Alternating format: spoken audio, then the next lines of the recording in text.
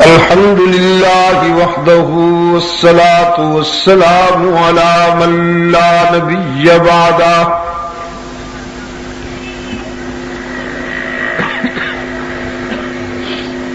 وعلى آله وأصحابه الذين أوفوا عهده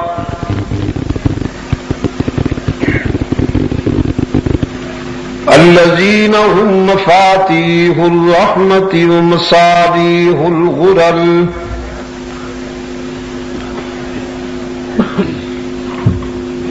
أعوذ بالله من الشيطان الرجيم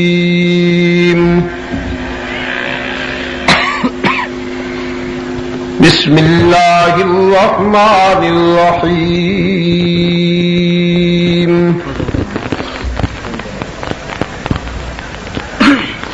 إن الله عنده علم الساعة وينزل الغيث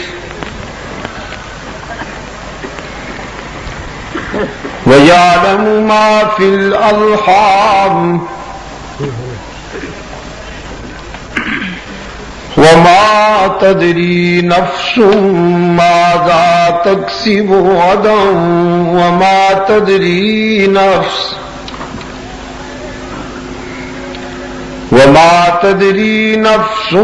بأي أرض تموت إن الله عليم خبير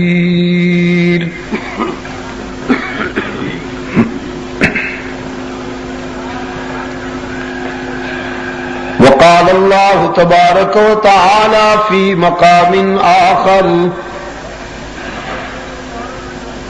وعنده مفاتح الغيب لا يعلمها إلا هو ويعلم ما في البر والبحر وما تسقط من ورقة إلا يعلمها ولا حبة في ظلمات الأرض ولا رطب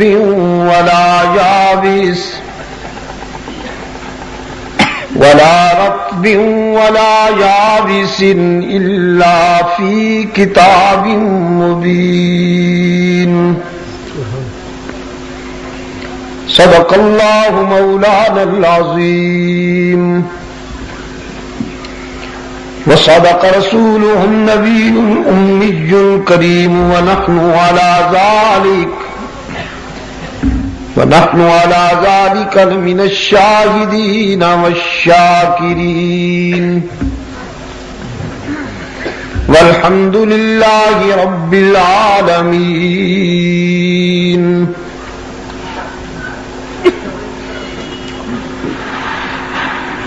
صدر اجلاس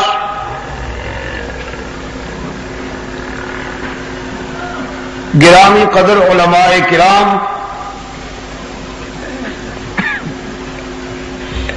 محترم بزرگوں اور عزیز دوستوں،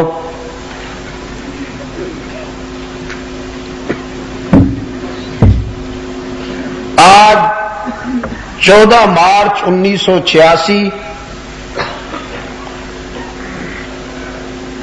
ہم یہاں پشاور صدر میں دعوت و تبلیغ کی نسبت سے جمع ہیں اور اس پروگرام کے منتظمین نے کمال مصطفیٰ کانفرنس کے عنوان سے اس کو معنون کیا ہے.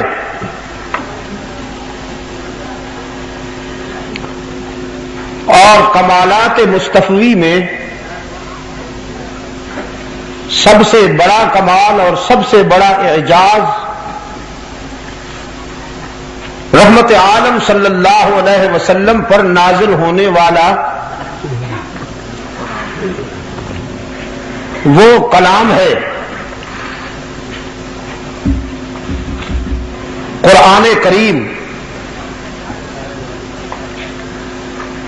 کہ جس کا حسن و شباب لازوال ہے اور جو صحیح معنوں میں سیرت سرور کائنات کا انڈیکس ہے.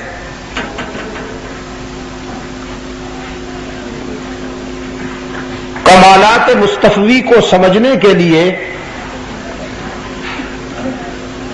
قرآن سے بہتر کوئی کسوٹی اور معیار نہیں.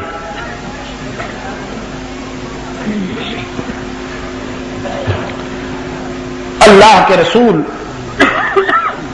صلی اللہ علیہ وسلم نے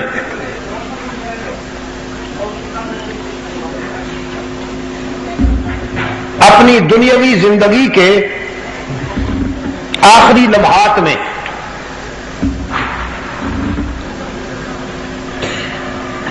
اپنی امت سے ارشاد فرمایا میں تم میں دو چیزیں چھوڑ کر جا رہا ہوں. جب تک ان دو چیزوں سے تم وابستہ رہو گے گمراہ ہونے سے بچے رہو گے.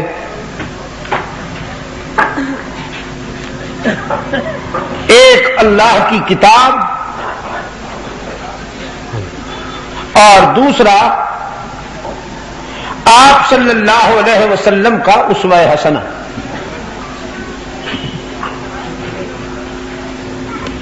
آپ صلی اللہ علیہ وسلم کا اسوہ حسنہ اور سیرت طیبہ یا آپ کے صحابہ کا کردار در حقیقت قرآنی تعلیمات کا عملی برہان ہے اور پہچان ہے. رحمت عالم صلی اللہ علیہ وسلم کو چلتا پھرتا قرآن کہا گیا اس لیے کہ قرآن کریم علم ہے اور محمد عربی عمل ہے. قرآن کریم تھیوری ہے اور رحمت عالم صلی اللہ علیہ وسلم اس کا پریکٹیکل ماڈل ہے.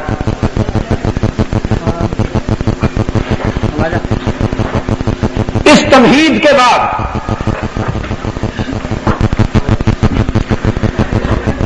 میں آپ کی خدمت میں یہ حقیقت بھی گوش گزار کرتا جاؤں کہ قرآن کریم قانون کی کتاب ہے.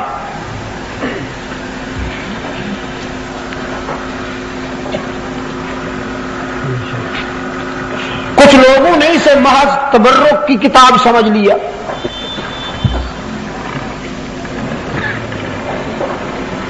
اجمی لوگوں نے اس کو تعویذ گندے کی کتاب بنا رکھا. کچھ حضرات کا خیال ہے کہ اس سے دھاگا ناپ کر اگر پہن لیا جائے تو بخار دور ہو جاتا ہے. بے شک ہو جاتا ہے، میں اس کا انکار نہیں کرتا ہوں، بلکہ اس سلسلے میں میں چند قدم آگے جاؤں گا. کسی کا خیال ہوگا کہ قرآن کریم سے دھاگا ناپ کر گلے میں ڈالا جائے تو بخار دور ہو جاتا ہے.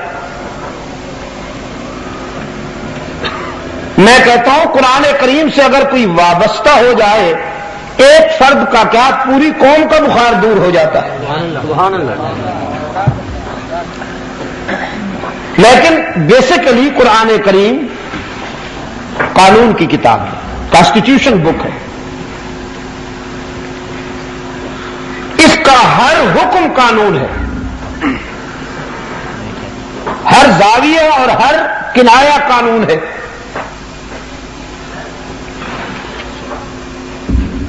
خدا نخواستہ اگر کوئی بد نصیب قرآن کے حکم کی تعویل کرتا ہے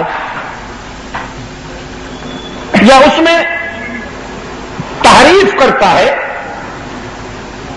تبدیلی کرتا ہے، تو وہ اللہ کے قانون کا باغی ہے، اور قانون کے باغی کی سزا بڑی دردناک ہوا کرتی ہے۔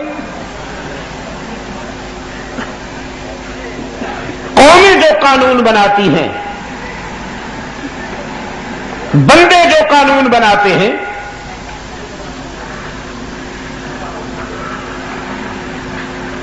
اس کا تحفظ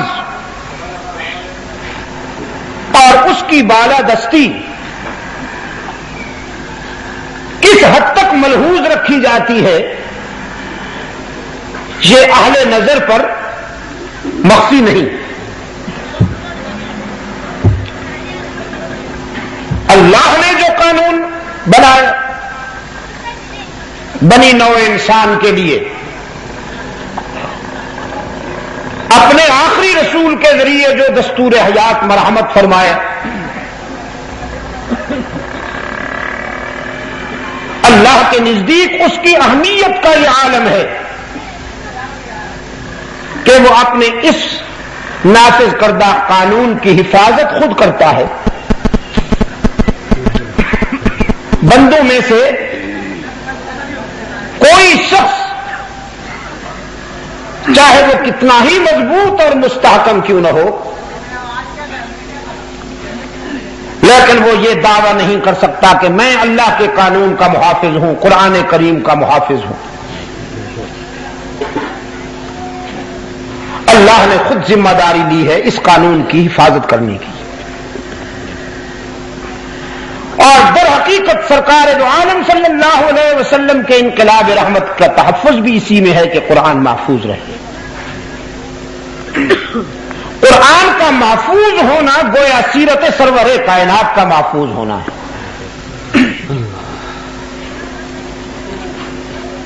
اور آج کی ملاقات میں قرآن کریم کے پیش کردہ 5 ضابطوں پر میں گفتگو کروں گا۔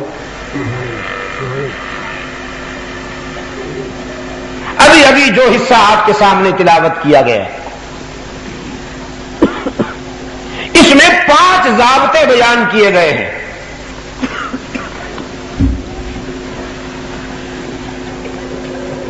فرمایا ان اللہ عنده علم الساعة، ایک وَيُنَزِّلُ الْغَيْثَ،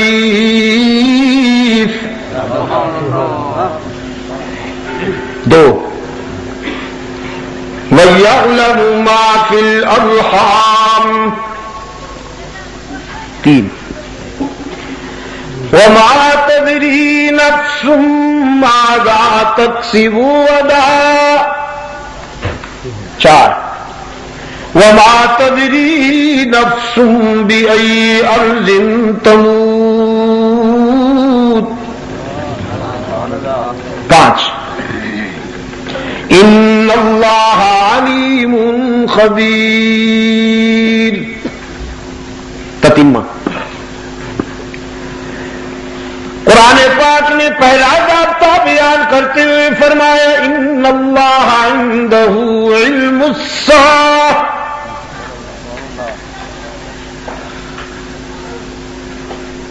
بالیقین انا کی تاکید کے ساتھ قرآن کریم نے دعویٰ کیا قیامت کس گھڑی واقع ہوگی، یہ علم اللہ نے بندوں میں سے کسی کو نہیں بتایا، یہ راز بھی اپنے پاس رکھا،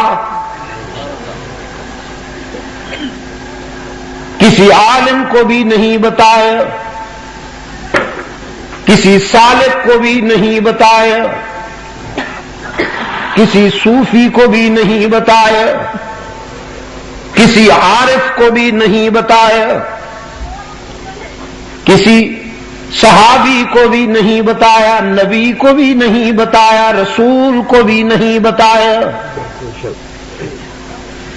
ان اللہ عنده علم الساعة، بالیقین اللہ ہی کے پاس ہے قیامت کے واقع ہونے کا علم۔ علامات بتا دی، البتہ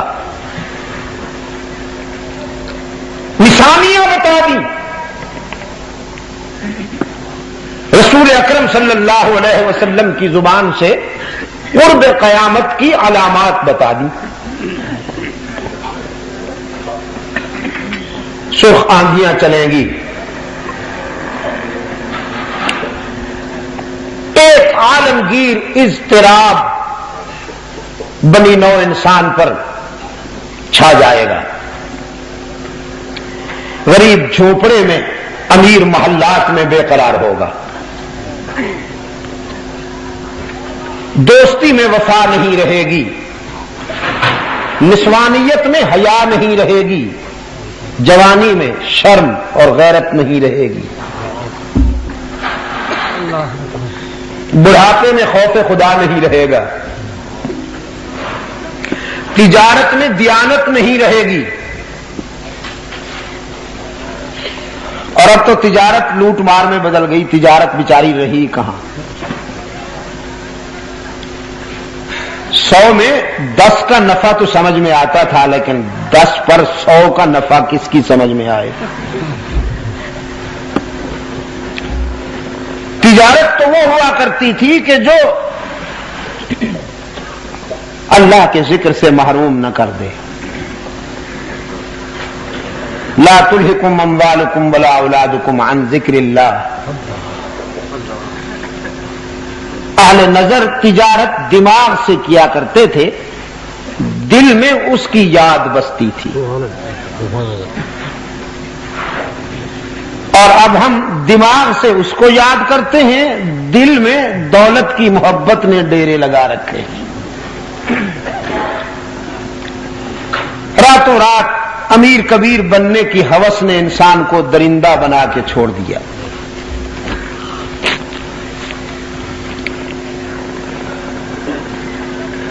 میں تو حیران ہوتا ہوں کبھی کبھی،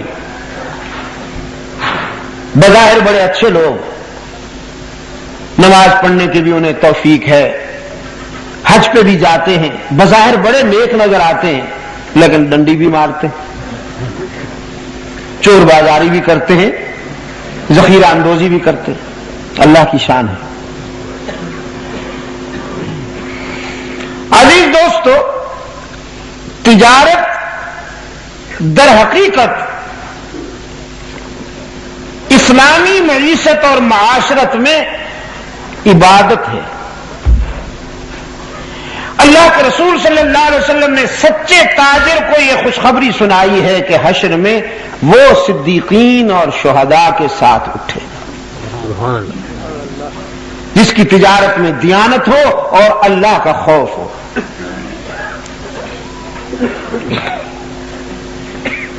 لیکن آج جو صورتحال ہمارے سامنے ہے، اللہ ہمارے حال پہ رحم فرمائے۔ تو یہ قرب قیامت کی علامات میں سے ہے کہ تجارت سے دیانت رخصت ہو جائے گی، زلزلے آئیں گے، دھرتی کبھی کبھی کانپ کانپ کر اولاد آدم کو اشارے کرے گی، کاشن دے گی کہ تیری بدعمالیاں قابل برداشت نہیں رہی، اب تو اس قابل نہیں ہے کہ میں تجھے اپنی پشت پر برداشت کروں۔ پچھلے دنوں کراچی کانپ رہی تھی، پڑھتے ہوں گے آپ اخبارات میں۔ انہی دنوں میرا جانا ہوا تو بہت سے دوست جمع ہوئے، کہنے لگے جی دعا فرمائیے کہ زلزلے کم ہو جائیں، ختم ہو جائیں۔ تو میں نے ان سے درخواست کی کہ ہم بھی کچھ بدلنے کے لیے تیار ہیں یا فطرت کے ضابطوں کو بدلنے کی آرزو رکھتے ہیں؟ فطرت اپنے ضابطے نہیں بدلا کرتی، اگر ہم نہیں بدلیں گے تو فطرت کے ضابطے لاگو ہوں گے، ان سے بچنا ممکن نہیں۔ رات کے سناٹے میں اولاد آدم جب اخلاقیات کے حدود پار کر کے حیوانیت اور سفاکیت کی حدوں کو چھو لیتی تو پھر دھرتی کانپ کانپ کر اشارہ کرتی ہے کہ اب تم قابل برداشت نہیں رہے ہو، اور وہ کانپنا ذرا سا زیادہ ہو جائے تو ہستی وستی آبادیاں قبرستان میں بدل جاتی ہیں ایک ہی لمحے میں۔ پچھلے دنوں ایک جزیرہ آپ نے سنا کہ چند لمحوں میں ہنستا کھیلتا جزیرہ تقریباً 70-80 ہزار کی آبادی قبرستان میں بدل گئی۔ تو یہ سب تنبیہ ہوتی ہے در حقیقت اللہ کی طرف سے اتمام حجت ہوتا ہے کہ سنبھل جاؤ، اپنے اندر تبدیلی پیدا کر لو۔ تو یہ علامات ہیں، لیکن کب واقع ہوگی قیامت یہ راز اللہ نے کسی کو نہیں بتایا۔ اس پر کسی عالم کو بھی محسوس نہیں کرنا چاہیے کہ مجھے یہ راز کیوں نہیں بتایا گیا، میں تو بہت بڑا فاضل ہوں۔ کسی صوفی، کسی عارف اور سالک کو بھی یہ محسوس نہیں کرنا چاہیے کہ یہ راز ہمیں کیوں نہیں بتایا گیا۔ یہ اس لیے نہیں بتایا گیا کہ قانون ہے، قیامت کس گھڑی واقع ہوگی یہ راز اللہ نے اپنے پاس رکھا ہے، قانون کی بات ہے۔ فرمایا ان اللہ عندہ علم الساعۃ وینزل الغیث، بارش کب، کہاں اور کتنی مقدار میں آئے گی۔ رحمت عالم صلی اللہ علیہ وسلم نے فرمایا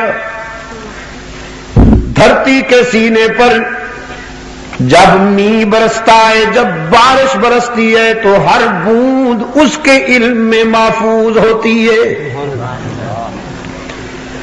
بارش کا ہر قطرہ اس کے علم کا برہان بن کر اترتا ہے، لیکن وہی جانتا ہے کہ بارش کب، کہاں اور کتنی مقدار میں ہونے والی ہے، اس کے سوا کوئی نہیں جانتا۔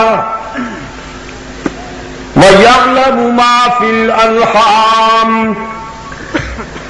شکم مادر میں ہونے والا بچہ پیدا ہو کر کیا بنے گا، خوش نصیب ہوگا کہ بد نصیب، تونگر بنے گا کہ گداگر، عالم بنے گا کہ ان پڑھ، نمک حلال ہوگا کہ نمک حرام، وفادار بنے گا کہ غدار، سنگ دل ہوگا کہ رحم دل، ہدایت پر چلے گا کہ ضلالت پر، مشرک ہوگا کہ موحد، مجاہد بنے گا کہ مجاور، یکجائی ہوگا کہ ہرجائی، کوئی نہیں جانتا۔ وَيَعْلَمُ مَا فِي الْأَرْحَامِ، شکم مادر میں بچے کے مقدر کو بھی اس کے سوا کوئی نہیں جانتا۔ فرمایا ما تدری نفس ماذا تکسب غدا، اور یہ بھی کوئی نہیں جانتا کہ کل کسی کے ہاتھوں سے کیا ہونے والا ہے۔ عالم ما کان و ما یکون بھی وہی ہے۔ انسان اپنے لیے بہتر سوچتا ہے، تدبیر کرتا ہے، لیکن تقدیر کے فیصلے اس کی مشیت کے مطابق ہوا کرتے ہیں۔ حضرت علی رضی اللہ تعالیٰ عنہ فرماتے ہیں اللہ کی پہچان کے لیے بہت سی دلیلیں ہیں، لیکن سب سے بڑی دلیل جس نے مجھے متاثر کیا وہ یہ ہے کہ وہ نہیں ہوتا جو میں چاہتا ہوں، وہی ہوتا ہے جو وہ چاہتا ہے۔ میں نے اپنے عزائم اور اپنے ارادوں کی ناکامی پر اپنے اللہ کو پہچانا ہے۔ کوئی نہیں جو میرے ارادوں کے سامنے رکاوٹ بن سکے، لیکن وہ سب سے بڑا ہے۔ وہی ہوتا ہے جو منظور خدا ہوتا ہے. وما تدری نفس ماذا تکسب غدا، کل کیا ہونے والا ہے فرش والوں میں سے کوئی نہیں جانتا. کون جانتا ہے پشاور والوں؟ اللہ. کون جانتا ہے؟ اللہ. سردی کا اثر تو نہیں ہے؟ ہاں تو پھر ذرا ضمیر کی گہرائیوں سے جواب دیجئے، معدے سے نہیں، ضمیر سے. کل کیا ہونے والا ہے کون جانتا ہے؟ جزاک اللہ. اب اکیلے میں تو نہیں نا، ساری بیماریوں کا علاج کا ٹھیکہ میں نے تو نہیں لے رکھا، کچھ حصہ آپ کا بھی شامل ہونا چاہیے. کل کیا ہونے والا ہے کون جانتا ہے؟ اللہ ہی. بنو نجد کے علاقہ میں بنو سلیم کی آبادی مختلف قبائل کے عنوان سے رہتی ہے. سرکار دو عالم صلی اللہ علیہ وسلم کی خدمت میں ایک وفد آیا. کہا گیا اللہ کے رسول ہم چاہتے ہیں کہ ہمیں ہدایت نصیب ہو، اسلام کی دعوت و تبلیغ عام کرنے کے لیے آپ مبلغین کا ایک وفد بھیجیے، یعنی تبلیغی جماعت بھیجیے. اور اسی علاقہ نجد میں بنو سلیم کی آبادی میں ایک بدبخت رہتا ہے عامر بن طفیل، 80-85 سال کا بوڑھا، لیکن شوخی کا یہ عالم کہ سرکار دو عالم صلی اللہ علیہ وسلم کو اس نے دھمکی بھیجی. کہنے لگا دو صورتیں ہیں، ایک صورت یہ ہے کہ مجھ سے سلو کر لو، دوسری صورت یہ ہے کہ پھر میرے غیظ و غضب کا سامنا کرنے کے لیے تیار ہو جاؤ. سلو کی شرط یہ رکھی کہ دیہاتوں میں آپ کا حکم چلے، شہروں میں میرا حکم چلے. گویا دیہاتوں میں آپ کی بادشاہت ہو اور شہروں میں میری بادشاہت ہو. دوسرا یہ کہ آپ مجھے اپنا ولی عہد نامزد کر دیں. 80-85 سال کا بوڑھا ولی عہد بننا چاہتا ہے. سرکار دو عالم صلی اللہ علیہ وسلم نے فرمایا، اس کو جواب دیا عامر بن طفیل کو کہ بدبخت تو نے مجھے سمجھا ہی نہیں. میں یہاں ملکیتوں کے بٹوارے کرنے کے لیے نہیں آیا اور نہ میں آمدنیوں کے تخصص کے لیے آیا ہوں، میں تو اللہ کی دھرتی پہ اس کا حکم نافذ کرنے کے لیے آیا ہوں. حکومت الہیہ کا قیام میرا اصل ہدف ہے. میں تو مظلوموں کے کھوئے ہوئے حقوق بحال کرنے کے لیے آیا ہوں، کمزوروں کے آنسو پوچھنے کے لیے آیا ہوں اور ظالم کا ہاتھ روکنے کے لیے آیا ہوں. اور تم تو مجھ سے یوں بات کر رہے ہو جیسے بادشاہی تقسیم کرنا چاہتے ہو. رہا تیرا غیظ و غضب تو خود کیا اور تیرا غیظ و غضب کیا. بولو براز کا مجسمہ تو کر کیا سکتا ہے، کسی کا کیا بگاڑ سکتا ہے. تو اس نے سازش کی، فرزندان اسلام کو نقصان پہنچانے کے لیے اس نے یہ حربہ استعمال کیا کہ ایک وفد بھیجا سرکار دو عالم صلی اللہ علیہ وسلم کی خدمت میں، دوستی کے عنوان سے دشمنی کی. انہوں نے اللہ کے رسول صلی اللہ علیہ وسلم کی خدمت میں درخواست کی کہ آپ ایک جماعت ہمارے ہاں بھیجیے جو اسلام کی دعوت و تبلیغ کا کام کرے تاکہ لوگوں کو ہدایت نصیب ہو. انسان کی ہدایت کے لیے بے قرار رحمت عالم صلی اللہ علیہ وسلم نے فوراً ایک تبلیغی وفد ترتیب دیا. پشاور کے دوستوں میں کہا کرتا ہوں، کوئی باپ اپنے بیٹے کی تعمیر و ترقی میں اتنا بے قرار نہیں ہوگا جتنا رحمت عالم صلی اللہ علیہ وسلم انسان کی ہدایت میں بے قرار. حضور اکرم صلی اللہ علیہ وسلم چاہتے ہیں کہ کوئی ایک بھی ابن آدم جہنم نصیب نہ ہو.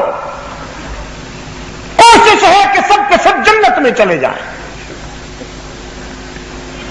اسی حوالے سے آپ سے پوچھتا ہوں، کیا یہ صحیح نہیں ہے؟ سرکار دو عالم صلی اللہ علیہ وسلم کی شفقت، سرکار دو عالم صلی اللہ علیہ وسلم کی رحمت کا یہ تقاضا نہیں کہ سب کے سب جنت میں چلے جائیں، پوری انسانیت جنت میں چلی جائے. لیکن رحمت عالم صلی اللہ علیہ وسلم کا سگا چچا جہنم کا ایندھن بنا.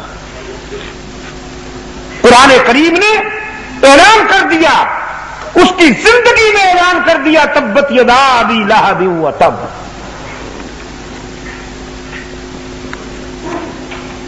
سرکار دو عالم صلی اللہ علیہ وسلم چاہتے ہیں کہ بنی نوع انسان کا کوئی ایک بھی فرد جہنم میں نہ جائے، لیکن لوگ جہنم رسید ہوئے، اس لیے کہ اختیار اللہ کے پاس ہے. رحمت عالم صلی اللہ علیہ وسلم چاہتے ہیں، دعائیں کرتے ہیں، بے قرار ہیں. فَلَعَلَّكَ بَاخِعٌ نَفْسَكَ عَلَىٰ آثَارِهِمْ إِن لَّمْ يُؤْمِنُوا، قرآن کہتا ہے، لیکن چونکہ اختیار اللہ کے پاس ہے. ایک پیغمبر کا بیٹا جہنم میں چلا گیا، ایک پیغمبر کا باپ جہنم میں چلا گیا، ہمارے آقا کے چچا جہنم میں چلے گئے، اس لیے کہ اختیار اللہ کے پاس. سرکار دو عالم صلی اللہ علیہ وسلم نے ایک وقت ترتیب دیا، 70 مسلمان اس کام کے لیے منتخب ہوئے جو قرآن کے قاری تھے، صائم الدہر تھے اور قائم اللیل تھے. جن 70 افراد کو اللہ کے رسول صلی اللہ علیہ وسلم نے اس جماعت میں منتخب فرمایا، ان کے بارے میں حضرت انس بن مالک رضی اللہ تعالی عنہ فرماتے ہیں، بخاری شریف کی روایت ہے کہ کانوا یختتمون بالنہار ویصلون باللیل. وہ ایسے روشن ضمیر تھے کہ دن کو لکڑیاں چن چن کر اپنا معاش پیدا کرتے تھے، لکڑیاں چن کر بیچ کر کسب معاش کرتے تھے، اور رات کو جب عابد بن کر مصلی پر کھڑے ہوتے تھے تو اللہ کے فرشتے بھی ان کے سجدوں پر رشک کرتے تھے. قرآن کے قاری. اور پشاور کے دوستو، یہ اس زمانے کی بات کر رہا ہوں کہ جب اسلام کے چاہنے والوں کی تعداد انگلیوں پر گنی جا سکتی تھی. اسلام کے چاہنے والوں کی تعداد کوئی اتنی زیادہ نہیں تھی.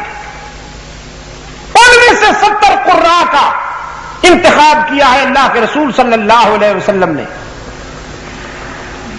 3 آدمی، جن میں سے ایک حضرت حرام ابن ملحان تھے رضی اللہ تعالی عنہ، سفارت کے مشن پر منتخب کیے گئے. انہیں اللہ کے رسول نے خط دیا کہ یہ میرا خط عامر بن طفیل کو جا کر دینا. یہ قافلہ روانہ ہوا، 3 افراد پر مشتمل جو سفارتی مشن مکتوب رسالت لے کر عامر بن طفیل کے پاس بھیجا گیا تھا. وہ جب عامر بن طفیل کی بستی کے قریب آیا تو حضرت حرام ابن ملحان جو امیر تھے اس وقت کے، انہوں نے اپنے 2 ساتھیوں کو شہر کے باہر کھڑا ہونے کی تلقین فرماتے ہوئے کہا، تم یہاں ٹھہر جاؤ، عامر بن طفیل سے مجھے خیر کی توقع نہیں، وہ بڑا درندہ ہے، انتہائی متکبر اور فرعون قسم کا آدمی ہے، مجھے اس سے خیر کی توقع نہیں، میں جاتا ہوں، اگر اس نے زیادتی کی تو میں مر جاؤں گا، تم تو بچ جاؤ گے نا. پشاور کے دوستو، یہ امیر ہے اس وقت کا جو اپنے ساتھیوں کو باہر کھڑا ہونا کی تلقین کرتا ہے اور موت کا سامنا کرنے کے لیے اکیلا جاتا ہے. عامر بن طفیل کے پاس پہنچا، رسول اللہ صلی اللہ علیہ وسلم کا یہ شاگرد رشید. سب سے پہلی بات تو یہ محسوس کی گئی عامر کے دربار میں کہ حضرت حرام نے سجدہ نہیں کیا، اور عامر بن طفیل کے دربار کے آداب تھے کہ جو بھی آئے وہ سجدہ کر کے آئے، سر جھکا کے آئے. حضرت حرام بن ملحان سر جھکانے کے بجائے سر اونچا کر کے گئے اور عامر بن طفیل کی آنکھوں میں آنکھیں ڈال کر مکتوب رسالت پیش کیا. اس بدبخت نے اللہ کے رسول صلی اللہ علیہ وسلم کا خط سرسری نگاہ سے دیکھا اور پھر ٹکڑے ٹکڑے کر کے اسے پھینک دیا. بلکہ ایک روایت میں آتا ہے کہ حضرت حرام کے منہ پہ مار دیا اور پیچھے بیٹھے ہوئے ایک درندے کو اشارہ کیا, اس نے نیزہ اٹھا کے حضرت حرام کی پشت میں مارا جو سینے سے پار ہو گئے. خون کا فوارہ نکلا اور اس مرد حق آگاہ نے خون کا چلو بھر کے اپنے منہ پہ ملا, اپنے سر پہ ملا. فعل بالدم هكذا فنزعوا على وجهه وراسه ثم قال فزت ورب الكعبة. اپنے چہرے پر شہادت کا خون اور اپنے سر پہ شہادت کا خون ملنے کے بعد نعرہ لگایا, رب کعبہ کی قسم کہ مجھے منزل حیات مل گئی, میں تو کامیاب ہو گیا. عامر بن طفیل اور اس کے درباری سناٹے میں دیکھ رہے ہیں کہ یہ کیسے لوگ ہیں, مر رہا ہے اور خوش ہو رہا ہے کہ مجھے منزل مل گئی, میں کامیاب ہو گیا. بعد میں عامر بن طفیل کے اسی دربار میں بیٹھنے والے درجنوں لوگ مسلمان ہوئے. جب انہوں نے اسلام قبول کیا تو بتایا اعلان تو ہم آج کر رہے ہیں, لیکن اصل میں ہم مسلمان اسی دن ہو گئے تھے جب رسول اللہ کے سفیر حضرت حرام ابن ملحان نے عامر بن طفیل کے دربار میں فزت ورب الکعبہ کا نعرہ لگایا تھا. اسی دن ہمارے ضمیر نے مان لیا تھا کہ محمد کا پروگرام سچا ہے. یہ کیسے لوگ ہیں کہ موت سے نہیں ڈرتے, موت ان سے ڈرتی ہے. عامر بن طفیل کی وحشت اور بربریت بڑھی. اس نے قبائل میں جنگ کا بگل بجایا, ہزاروں کی تعداد میں انسان نما درندوں کا لشکر تیار کر کے بیر مہونہ پر جو قراء خیمہ زن تھے ان پر حملہ کر دیا. وہ تبلیغی جماعت جنہیں سرکار دو عالم صلی اللہ علیہ وسلم نے بنو سلیم کے قبائل میں دعوت و تبلیغ کے مشن پر روانہ کیا تھا, ان 70 قاریوں پر ان قبائلی درندوں نے حملہ کیا اور چن چن کر ایک ایک کو شہید کر رہے ہیں. حدیث میں ان شہداء کی یہ ادا محفوظ ہے کہ جامع شہادت نوش کرتے ہوئے سب کی زبان پر یہ جملہ ہے. اور حضرت انس بن مالک رضی اللہ تعالیٰ نے فرماتے ہیں قرآنی آیات کے علاوہ صحابہ کرام میں ایک عرصے تک سب سے زیادہ جو عبارت پڑھی جاتی اور دہرائی جاتی رہی وہ یہی تھی جو بیر معونہ کے شہداء کی زبان سے بلند ہوئی. اور وہ عبارت کیا ہے؟ فرمایا بلغوا عنا قومنا,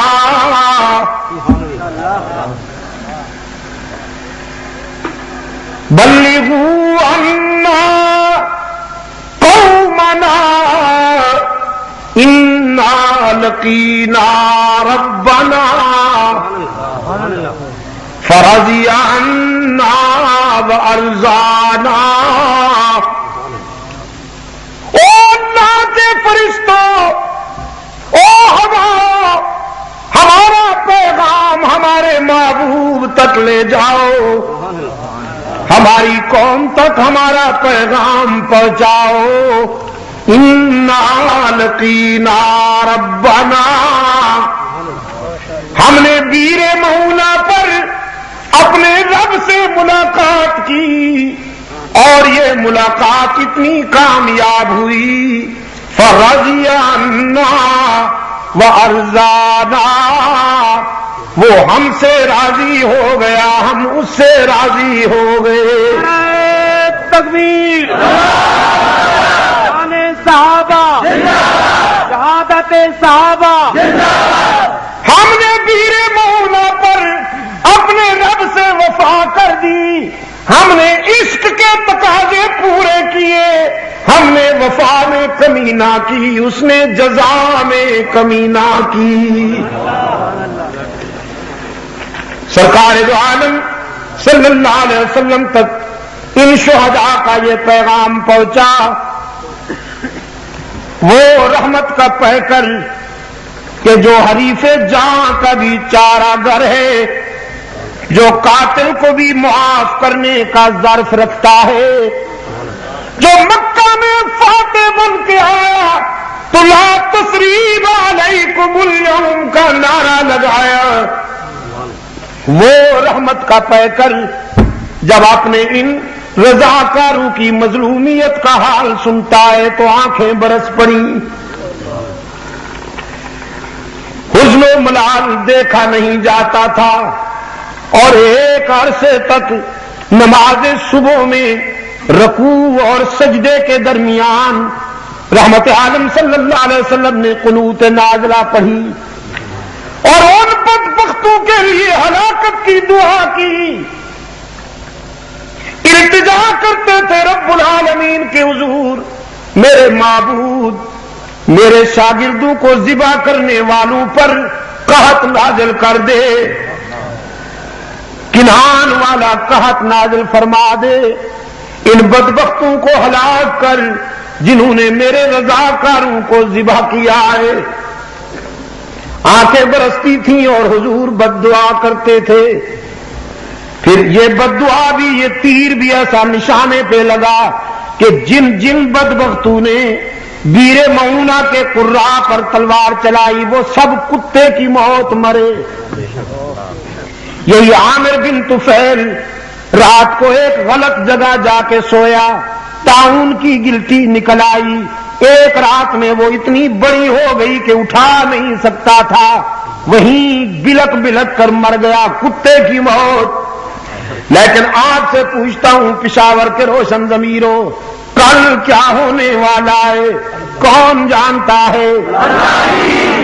اگر میرے آقا کو یہ معلوم ہوتا کہ بیر معونہ پہ جا کر میرے رضاکاروں کو ذبح کر دیا جائے گا تو پوچھیے اپنے ضمیر سے اور بتائیے بھیجتے میرے آقا؟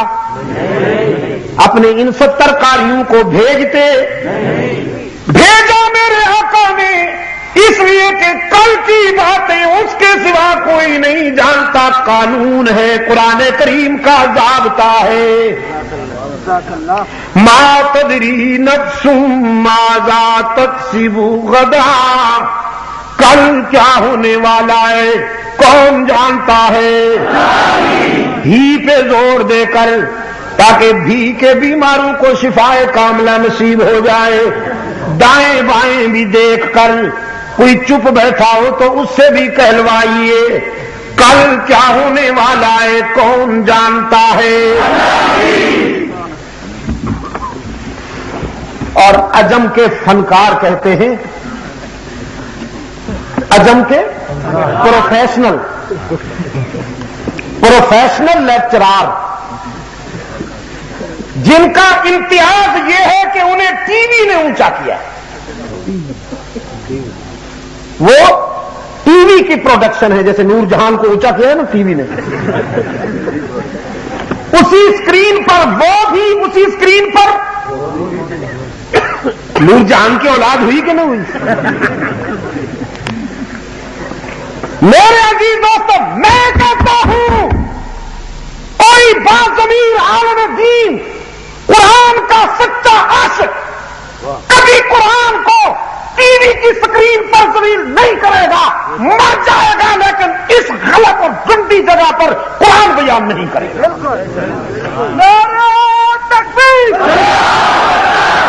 جہاں سے گانے بیان ہو، جہاں سے غلاظت بیان ہو، میں آپ سے پوچھتا ہوں آپ پسند کریں گے بیت الخلاء میں قرآن پڑھنا؟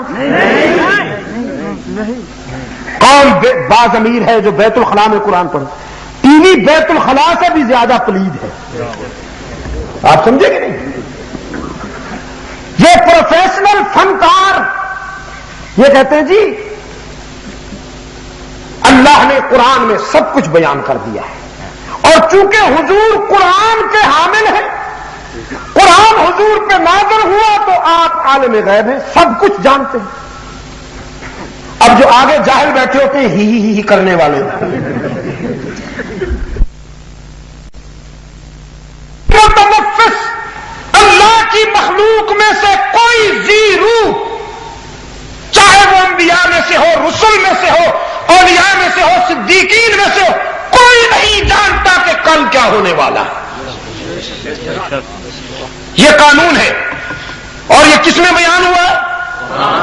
قرآن کریم میں بیان ہوا۔ آہستہ کیوں بولتے ہو؟ قرآن کریم میں بیان ہوا کہ کل کی باتیں کون جانتا ہے؟ یہ دوسرے جاہل کے بچے بیٹھے ہیں، وہ رگڑتے ہیں، وہ ہتھیلی رگڑتے ہیں صرف 5 روپے بٹورنے کے لیے، وہ ہتھیلی رگڑتے ہیں اور کہتے ہیں یہ جو چلی آئی ہے نا، یہ اگر تھوڑی سی لمبی ہوتی تو تو بادشاہ بن گیا۔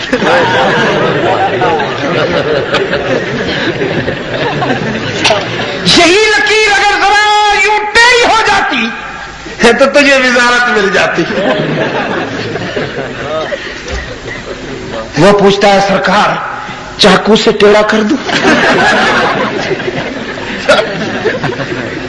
ایک ڈھونڈو 1000 ملتے ہیں، کوئی کمی ہے یا؟ میرے عزیز دوستو، ضابطہ ہے قرآن کریم کا، ما تدری نفس ماذا تکسب غدا،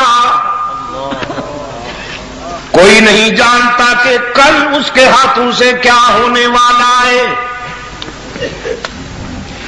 وما تدری نفس بأي أرض تموت،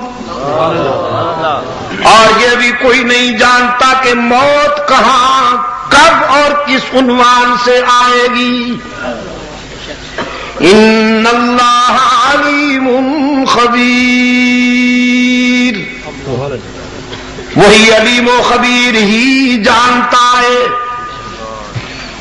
اسی مفہوم کو قرآن کریم میں ایک اور مقام پر بیان کیا گیا، فرمایا وَعِندَهُ مَفَاتِحُ الْغَيْبِ،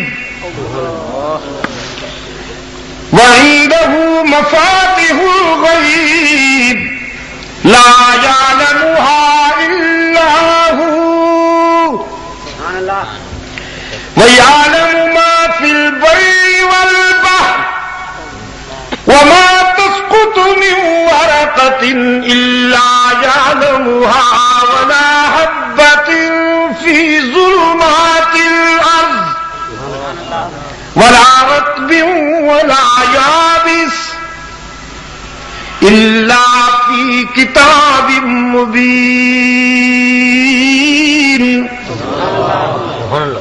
اور اسی کے پاس ہیں غیب کی چابیاں، وَعِندَهُ مَفَاتِحُ الْغَيْبِ، اسی کے پاس ہیں غیب کی چابیاں، چابی نا، چابیاں، چابی نہیں کہا ورنہ پھر گنجائش مل جاتی فنکاروں کو، عجم کے بیماروں کو۔ یہ کہتے بڑی چابی تو اس کے پاس ہے، چھوٹی چابیاں حضرت صاحب کون ہیں جی؟ آخر یہ بھی تے اللہ دے پیارے ہوئے نا بادشاہ، خالی تے کوئی نہیں نا جی۔ لیکن قرآن کریم صدقے جاؤں اس کی صداقتوں پر، یہی تو کمال مصطفیٰ ہے۔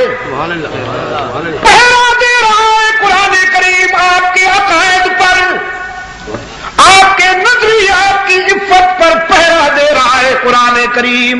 کوئی آئے تو صحیح نقب لگانے کے لیے قرآن کی جلالت سے بچ کے نہیں جائے گا۔ نعرہ تکبیر، نعرہ ختم نبوت، آئین شریعت، عبد المجید ندی۔ لوگ چلے گئے، ان کے نظریات بھی ان کے ساتھ چلے گئے، لوگ فنا ہو گئے، ان کی تھیوریز بھی فنا ہو گئیں، وہ بھی دفن ہو گئیں ماضی کے دھندلکوں میں۔ لیکن یہی تو کمال مصطفیٰ ہے، میرے آقا کی سیرت، میرے آقا کا اسوہ، میرے آقا کا پیغام قرآن کی صورت میں قیامت تک محفوظ رہے گا۔ اور شرک و بدعت کے جراثیم جب بھی حملہ کریں گے، قرآن کریم پوری جلالت کے ساتھ ان کا دفاع کرے گا، بچائے گا آپ کے عقائد کو، بچائے گا آپ کے نظریات کو۔ وَعِندَهُ مَفَاتِحُ الْغَیْبِ، اسی کے پاس ہے غیب کی چابیاں، چابی نا، چھوٹی بڑی تمام غیب کی چابیاں کس کے پاس؟ رب العالمین نے فرمایا میرے محبوب فکر و نظر کی بلندیوں سے اعلان فرما دیجئے، قل لا يعلم من في السماوات والارض الغیب الا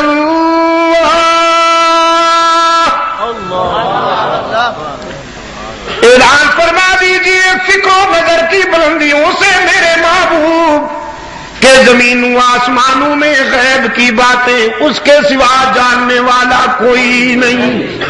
لا یعلم، قل لا یعلم، فرمائیے نہیں جانتا کوئی، من فی السماوات والارض الغیب، جو کچھ کے زمینوں آسمانوں میں ہے غیب، لا یعلم، ترجمہ ذرا یاد کرو نا، کوئی نہیں جانتا، من فی السماوات والارض الغیب، جو کچھ کے زمینوں آسمانوں میں ہے غیب، لا یعلم، رٹ لو نا ذرا، پھر وہ فنکار آ کے یوں کرے گا، پھر یوں کرے گا، پھر آگے یہ بدھو بیٹھے ہوتے ہیں، کوئی کسی ادا پہ مست ہے، کوئی کسی ادا پہ مست ہے۔ قرآن کو دل میں بٹھاؤ، انشاءاللہ کوئی فنکار تمہارے عقائد کی عفت پہ ڈاکہ نہیں ڈال سکے۔ من فی السماوات والارض الغیب، جو کچھ کے زمین آسمانوں میں ہے غیب، لا یعلم، کوئی نہیں جانتا، الا اللہ، مگر اللہ ہی، مگر ہی پہ پشاور والوں کو تو زور دینا چاہیے۔ پنجاب والوں سے اگر میں کہلواتا پھروں تو کوئی بات سمجھ میں بھی آتی ہے، لیکن آپ کو اللہ نے بڑی توفیق دی ہے، آپ تو ہی کی ایسی ضرب لگائیں کہ بھی کی کھڑکیاں بند ہو جائیں، بلکہ ٹوٹ ہی جائیں۔ زمین و آسمانوں میں غیب کی باتیں کوئی نہیں جانتا مگر وَعِندَهُ مَفَاتِحُ الْغَیْبِ، اسی کے پاس ہے غیب کی چابیاں، لا یعلمها الا ہو، کوئی نہیں جانتا مگر اللہ ہی، وَيَعْلَمُ مَا فِي الْبَرِّ وَالْبَحْرِ، اور وہی جانتا ہے جو کچھ کے صحراؤں میں ہے، دریاؤں میں، جو کچھ کے خشکی میں ہے، تر میں، جو کچھ کے بر میں ہے، بحر میں۔ وَمَا تَسْقُطُ مِن وَرَقَةٍ إِلَّا يَعْلَمُهَا، اس کے علم کی وسعت کا یہ عالم کہ ساری کائنات کے درختوں سے جب پتے جھڑتے ہیں، قرآن کہتا ہے کوئی ایک بھی پتا ایسا نہیں جو اس کے علم سے باہر ہو۔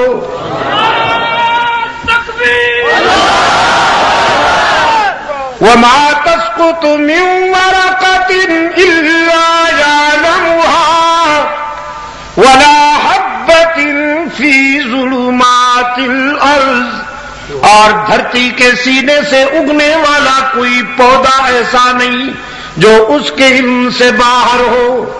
وَلَا رَطْبٍ وَلَا يَابِسٍ، جو کچھ کے خشکی میں ہے، تر میں، جو کچھ کے بر میں ہے بہر میں، جو کچھ کے جنگلوں میں ہے شہروں میں، جو کچھ کے آبادیوں میں ہے ویرانوں میں، الا فی کتاب مبین، اسے جاننے والا کون؟ یا اللہ بھی اللہ ہی جانتا ہے۔ جزاکم اللہ، دیر خدا یارا، دیر خدا، جزاک اللہ۔ امام مالک رحمت اللہ تعالی علیہ مدینہ طیبہ میں بیٹھے ہیں، اس انتظار میں کہ موت مدینے میں آئے۔ کچھ ایسے بھی خوش نصیب ہیں جو مدینے میں موت کی آرزو لے کر جیتے ہیں اور مدینے میں ہی رہتے ہیں، اور کچھ وہ بھی بد نصیب ہیں کہ جنہیں مدینہ میں جا کر قرار نہیں ملتا، وہاں کے امام کے پیچھے نمازیں نہیں ہوتی۔ نعرہ تکبیر، علماء دیوبند، علماء حق، علماء دیوبند، سید عبد المجید ندیم شاہ صاحب، علماء دیوبند، علماء دیوبند۔ میں پچھلے دنوں کراچی جانا ہوا، 7 روزہ ثانی اثنین کانفرنسوں کی سیریز تھی ہماری وہاں۔ یار لوگوں نے بڑی کوشش کی، حکمرانوں کے سامنے جا کے گھٹنے ٹیکے، ان کو روکو، کوئی آ جائے لیکن یہ نہ آئے۔ ظاہر ہے منتیں بھی مانی ہوں گی، اپنے مریدوں میں بیٹھ کے کہا ہوگا نہیں آ سکتے، ہم نے حضرت غوث پاک کو کہہ دیا۔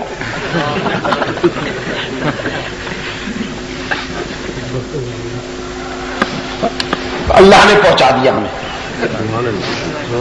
اور میں نے کہا کہ اللہ کے فضل و کرم کے ساتھ سید عبد القادر گیلانی رحمت اللہ تعالی علیہ کے رضاکار تو ہم ہیں، ان سے اللہ کے فضل و کرم سے ہمیں نسبت ہے، کیونکہ ہم نے ان کے نام کو ایکسپلائٹ نہیں کیا،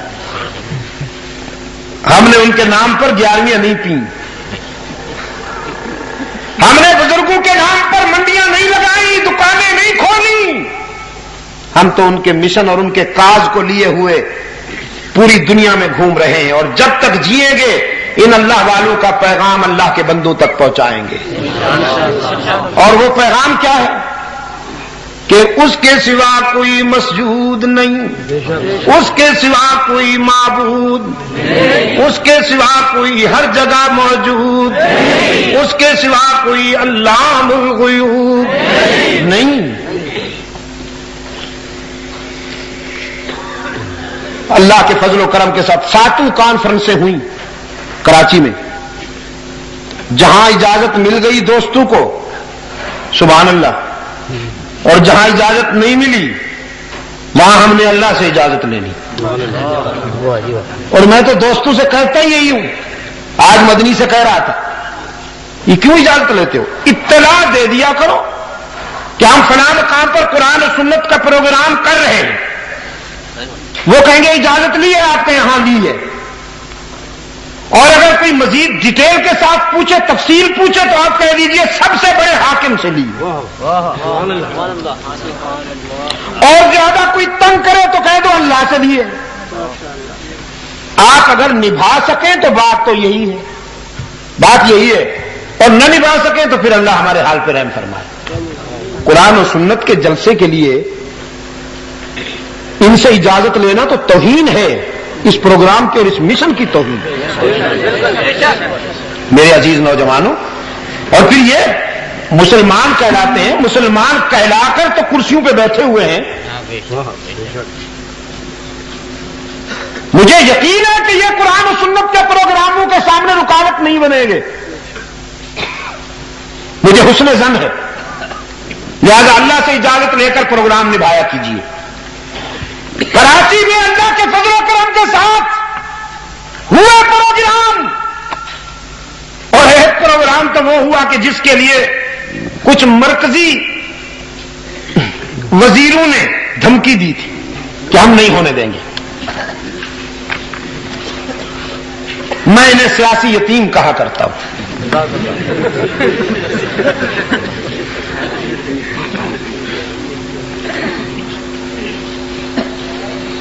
انہوں نے پورا زور لگایا دوستو، جو کچھ کر سکتے تھے پورا زور لگایا، لیکن اس کے کرم کے صدقے جاؤں، توحید و سنت کے پروگرام کو کون روک سکتا ہے؟ اللہ کے فضل و کرم کے ساتھ جلسہ ہوا، رات کے 1 بجے تک قرآن بیان کیا گیا. جب 70-80 ہزار کا سیلاب امڑ آیا اور کوئی نظر نہیں آتا تھا، جدھر بھی سنو الا اللہ، اور اللہ ہی کی آوازیں بلند ہوتی. نعرہ تکبیر، خاتم الانبیاء دیوبند. میرے عزیز دوستو، امام مالک رحمت اللہ علیہ ان خوش نصیبوں میں سے ہیں کہ جنہیں مدینہ میں موت کی آرزو تھی. اللہ انہیں بھی شفائے کاملہ عطا فرمائے. جنہیں مدینہ سے نکال دیا گیا ہے.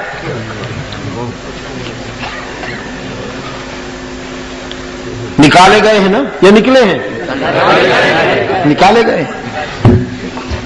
امریکہ میں پابندی نہیں، لندن میں پابندی نہیں، پیرس میں پابندی نہیں، افریقہ میں پابندی نہیں، ماریشس میں پابندی نہیں، فرینکفرٹ میں پابندی نہیں، کوپن ہیگن میں پابندی نہیں، ساری دنیا میں پابندی نہیں، لیکن مدینہ طیبہ میں داخلے پر پابندی ہے. عاشق بنتے ہو، میں نے کہا ایسے عاشقوں کو تو ڈوب مرنا چاہیے جسے محبوب اپنی گلی سے بھی نکال دے.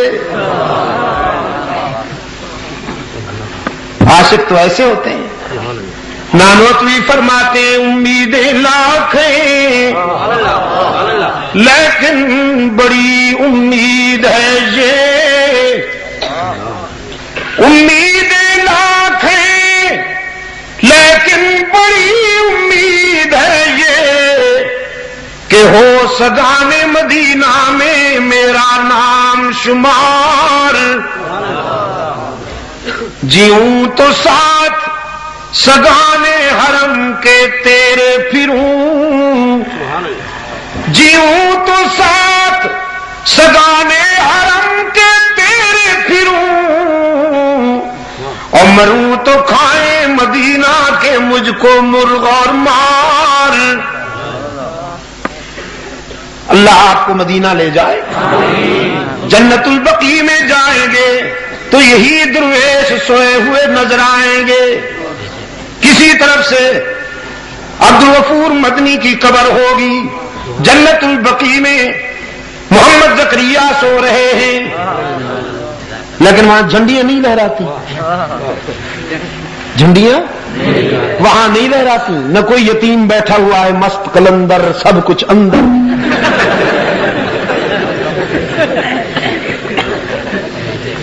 دیکھیے قرآن و سنت کی خدمت کرنے والوں کی قبروں کو بھی اللہ محفوظ رکھتا ہے. ابھی پچھلے دنوں جب ہم دہلی گئے ہوئے تھے، یہ حضرت صاحب بھی گواہ ہیں، دیکھیے پوچھ لیجئے ان سے. قبرستان مہندیاں گئے، بڑے صغیر میں علم و حکمت کے آفتاب و ماہتاب سوئے ہوئے تھے. یہ قبر تھی شاہ عبد الرحیم کی، ان کے ساتھ شاہ ولی اللہ ان کے فرزند، ان کے پہلو میں شاہ عبد القادر، ان کے ساتھ شاہ رفیع الدین، ان کے ساتھ شاہ عبد العزیز محدث دہلوی، ان کے قدموں میں شاہ عمر بن اسماعیل شہید، اس طرف مومن خان مومن، ادھر مولانا حفظ الرحمان سہاروی. اور بس وہاں جا کر پھر خاص کیفیت میں بے ساختہ میری زبان سے قرآن کی تلاوت جاری ہوئی. پتہ نہیں کتنی دیر تک رکت تاری رہی، میں خود بھی روتا رہا، میرے رفقا بھی روتے رہے. وہاں پر شرک و بدعت کا کوئی نام و نشان نظر نہیں آیا. اس قبرستان کے ساتھ ایک مسجد ہے وہاں پر قرآن پڑھایا جا رہا ہے اور رحمت عالم صلی اللہ علیہ وسلم کی حدیث پڑھائی جا رہی ہے. ہم نے حضرت خواجہ قطب الدین بختیار کاکی رحمت اللہ علیہ کی قبر پر وہاں حاضری دی. اس درویش کی قبر کو بھی ہم نے شرک و بدعت سے محفوظ پایا. حضرت شاہ عبد الحق محدث دہلوی رحمت اللہ علیہ کی قبر پہ حاضری دی. ان کے قبر کو بھی ہم نے شرک و بدعت کے آلودگیوں سے محفوظ پایا.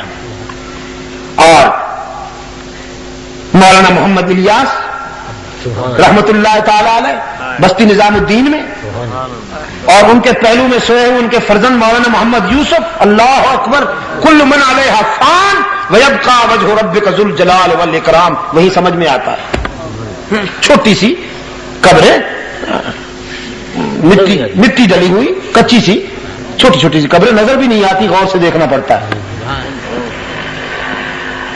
میرے عزیز دوستو، قبرستان عبرت کی جگہ ہے، تجارت کی جگہ نہیں ہے. یہ آپ کے سمجھانے کے لیے کہہ رہا ہوں. آپ سمجھیں گے تو سمجھیں گے، مجاور نہیں سمجھے گا اس کی تو انکم ہے. آپ کو سمجھانے کے لیے عرض کر رہا ہوں کہ قبرستان عبرت کی جگہ ہے، تجارت کی جگہ نہیں ہے. حضرت عثمان بن عفان رضی اللہ تعالی عنہ سے کسی نے عرض کیا، امیر مومنین ذرا غرور ہو گیا ہے، تکبر آ گیا ہے، جیب میں چند سکے آ جائیں اور معدے میں ذرا میٹیریل زیادہ ہو جائے تو پھر دماغ خراب ہوتا ہے نا. وہ نوجوان حضرت عثمان ابن عفان سے کہنے لگا کوئی وظیفہ بتائیے اللہ کی یاد آئے اور موت یاد آئے. حضرت عثمان ابن عفان رضی اللہ تعالیٰ عنہ نے فرمایا قرآن سے بہتر وظیفہ کوئی نہیں، اور اگر طبیعت کو اعتدال پر لانا ہے تو روزانہ نہیں تو 3 دن بعد، 3 دن نہیں تو ہفتے بعد قبرستان میں چلے جایا کرو.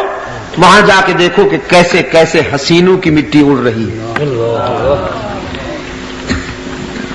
وہاں تیرے غرور اور تکبر کا علاج ہو جائے گا. لیکن یہاں عجم نے جو کچھ بنا رکھا ہے، یہاں تو عبرت کیا، جاتے ہوئے بھی جیب کا صفایا، آتے ہوئے بھی جیب کا صفایا. سجدوں کی بھرمار ہے، جھکنے والوں کی یلغار ہے. ایک ہندو کوئی بڑا منسٹر تھا، وہ آیا ان کے عرس میلے پر، انڈیا میں دوستوں نے بتایا. اس نے آ کے دیکھا کہ لوگ جھک رہے ہیں، دہلیز پر جھک رہے ہیں، قبر پر جھک رہے ہیں، سجدے کر رہے ہیں. بڑا خوش ہوا، کہنے لگا یہ تو آج پتہ چلا کہ مسلمان اور ہم تو ایک ہیں. کوئی خاص فرق نہیں ہے، بس صرف اتنا فرق ہے کہ یہ پڑی کو پوجتے ہیں، ہم کھڑی کو پوجتے ہیں. کوئی خاص فرق نہیں ہے، ہمارے اندر تو کمبائنڈ پوائنٹ موجود ہے. امام مالک رحمت اللہ علیہ ہمارے فقہی سلسلہ کے بہت بڑے قانون دان ہیں. 4 سلسلے ہیں نا، حنفی، حنبلی، مالکی، شافعی. امام مالک رحمت اللہ تعالی علیہ مدینہ طیبہ میں اس آرزو میں بیٹھے تھے کہ موت یہیں آ جائے. حج کا موسم آ گیا تو خیال آیا حج کراؤں. کون مسلمان ہے جس کا جی نہ چاہتا ہو حج کرنے کو؟ لیکن پھر یہ خیال آیا کہ کہیں راستے میں موت نہ آ جائے، اس لیے کہ اس زمانے کا حج آزمائش ہوا کرتا تھا. قافلے جب مدینہ طیبہ سے چلتے تھے مکہ مکرمہ کے لیے، دہکتے ہوئے صحرا پر اونٹ، خچر یا پیدل قافلے جب چلا کرتے تھے، خرد و نوش کا سامان لیے ہوئے کئی ہفتے راستے میں لگتے اور بسا اوقات کچھ لوگ فوت بھی ہو جاتے.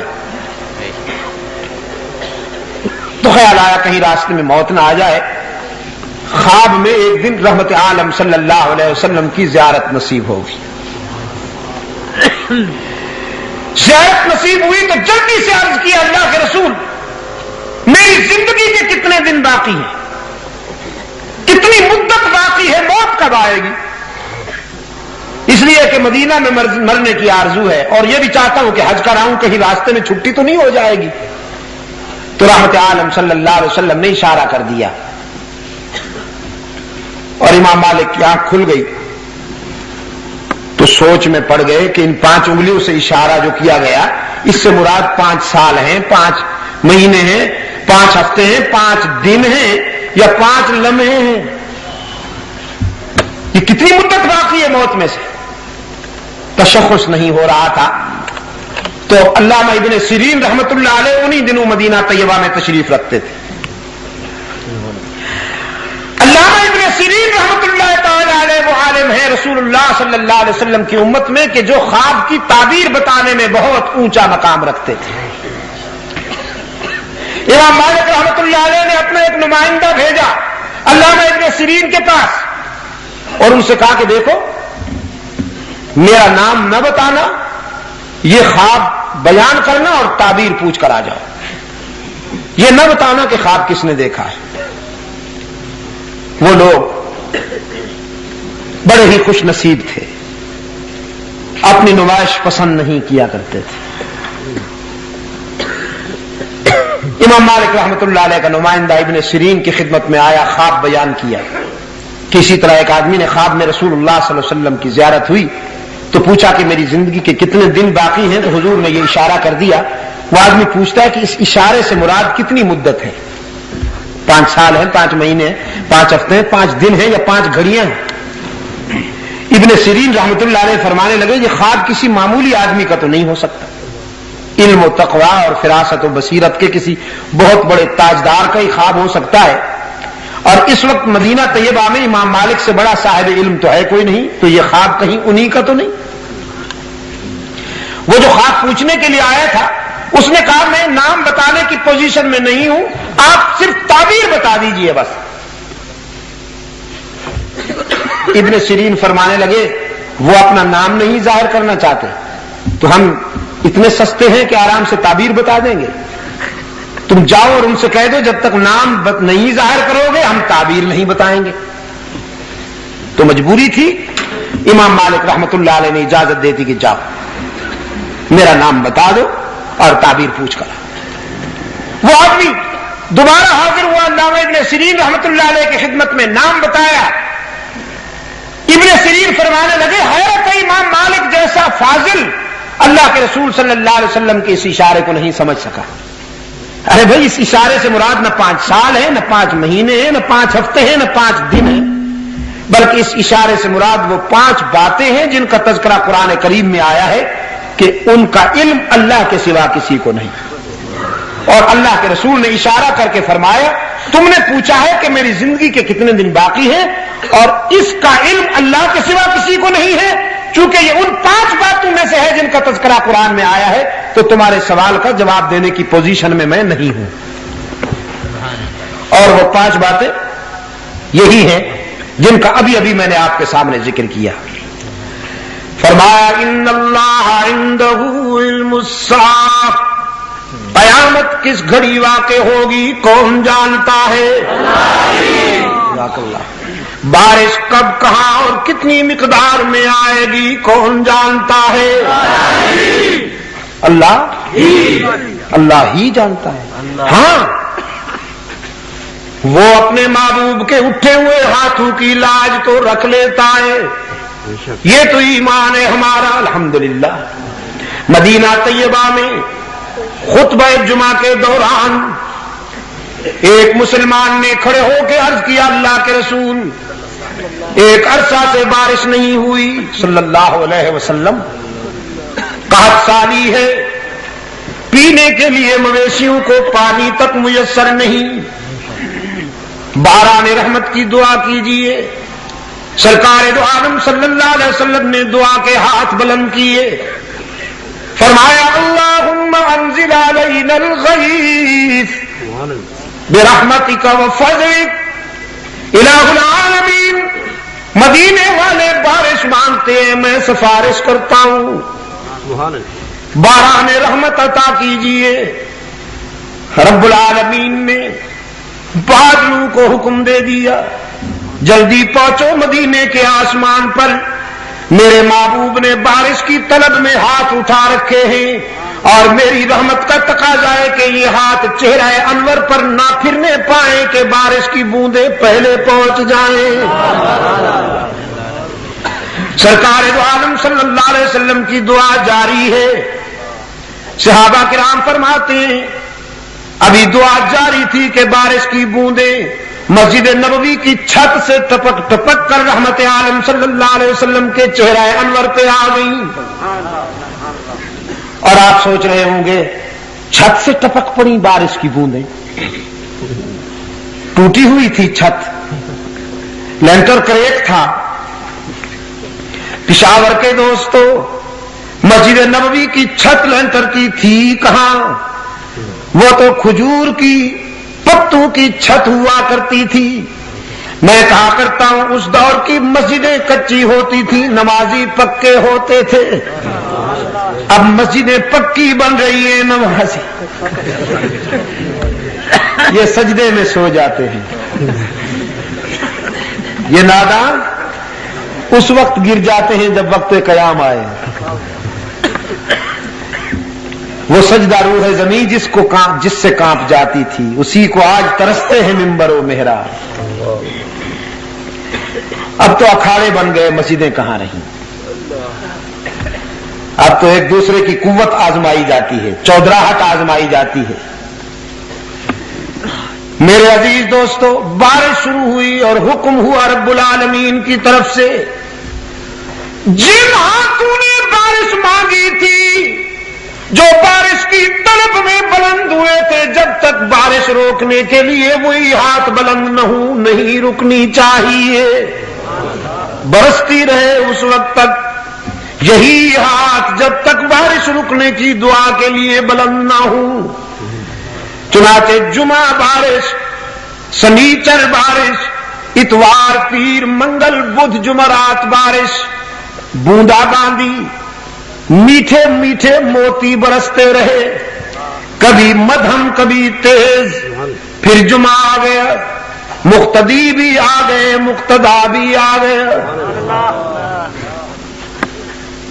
نمازی بھی آ گئے, خطیب اور امام بھی آ گیا, پروانے بھی جمع ہو گئے, شمع بھی جل اٹھی, سپاہی بھی آ گئے, کمانڈر ان چیف بھی آ گئے, شاگرد بھی آ گئے, استاد بھی آ گیا, ستارے بھی چمک اٹھے, چاند بھی روشن ہو گیا.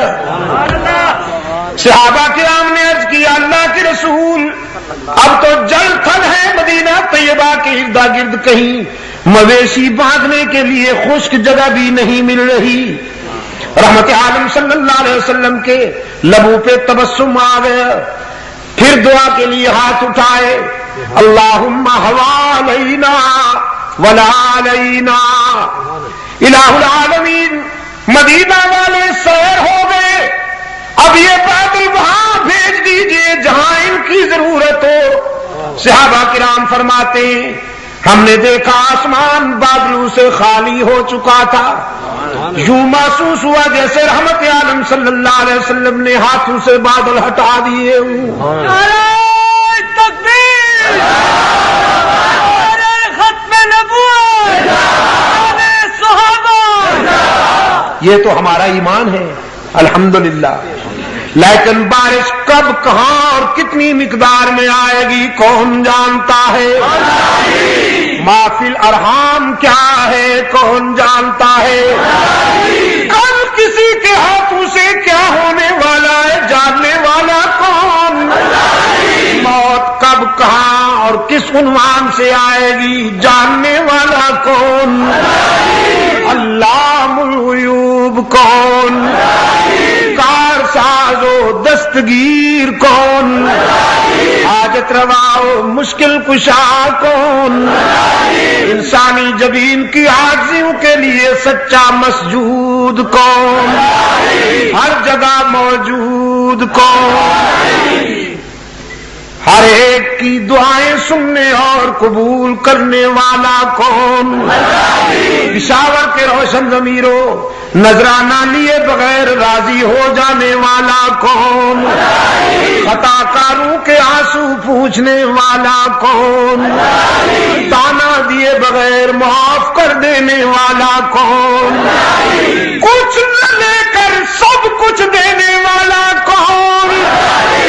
میں کہا کرتا ہوں باقی جہاں جاؤ گے لوٹے جاؤ گے, باقی جہاں جاؤ जाओ लूटे जाओगे।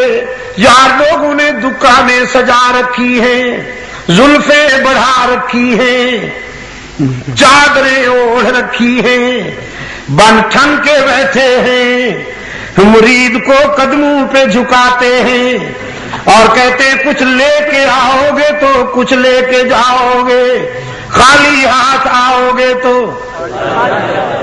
खाली हाथ जाओगे। लेकिन वही अरहमुर राहिमीन है जिसकी बारगाह रहमत से सदा आती है, कुछ न लेके आओ सब कुछ लेके जाओ, खाली हाथ आओ दामन भर के जाओ। किसी गद्दी नशीन के पास भी जाओगे तो वो भी ताना जरूर देगा, इतना अरसा हो गया नहीं आए, तुम्हें देखने के लिए बेकरार था। हालांकि देखने के लिए बेकरार नहीं, नजराने के लिए बेकरार। ये तो मुस्तकिल बिजनेस है मेरे मदनी। बता रहे थे ना आप आज, पहले मुरीद बनाते हैं फिर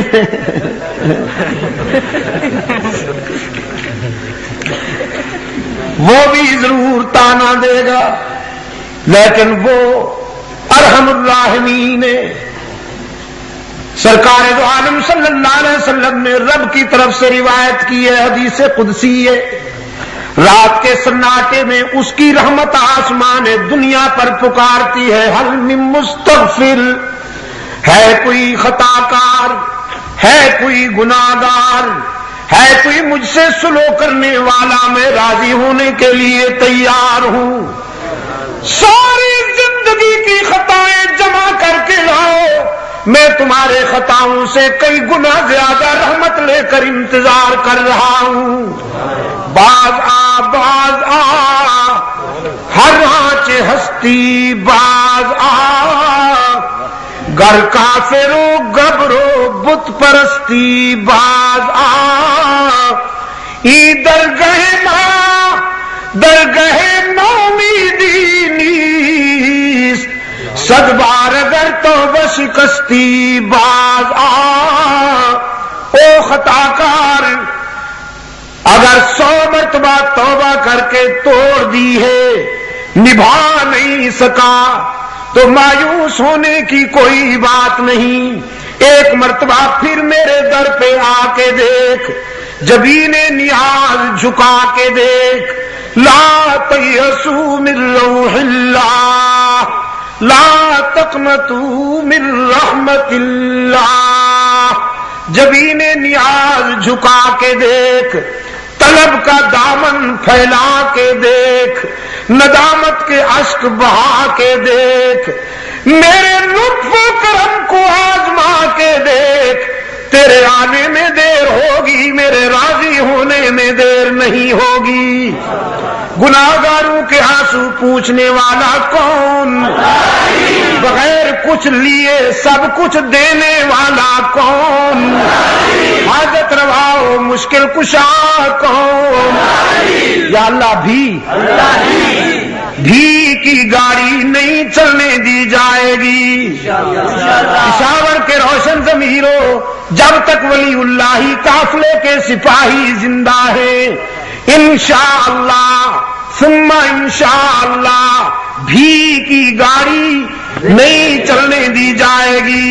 ही का उजाला फैलेगा, ही की रोशनियां फैलेगी इंशाअल्लाह। शाह वलीउल्लाह के काफिले का हर सिपाही अपनी जिंदगी का ये मिशन समझता है, जब तक जिंदा है तौहीद में शिर्क की मिलावट नहीं होने देंगे, सुन्नतों में बिदअतों की मिलावट नहीं होने देंगे, दीन अरबी में अजमी रसूम के जरासीम को शामिल नहीं होने देंगे इंशाअल्लाह। शरीयत मुस्तफवी में मगरबी सकाफत, मगरबी मईशत, मगरबी तहजीब और मगरबी सियासत की भी मिलावट नहीं होने देंगे इंशाअल्लाह।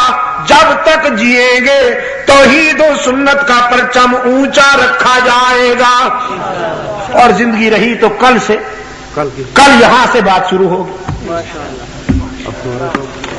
इस जगह, हाँ इसी जगह पर। بڑے عجیب لوگ ہو. میں جب یہاں پہنچا، اصل میں آپ کو جلدی چھٹی دے رہا ہوں تاکہ کل آپ جلدی سے پہنچے اور تازہ دم ہو کے آئیں.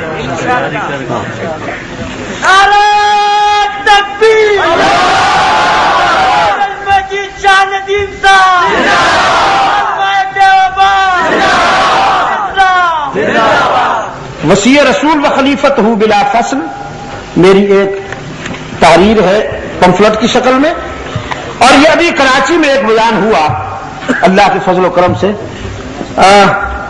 یار لوگوں کے حلقے میں، اور دل کی بات ہو گئی جو اللہ نے چاہا.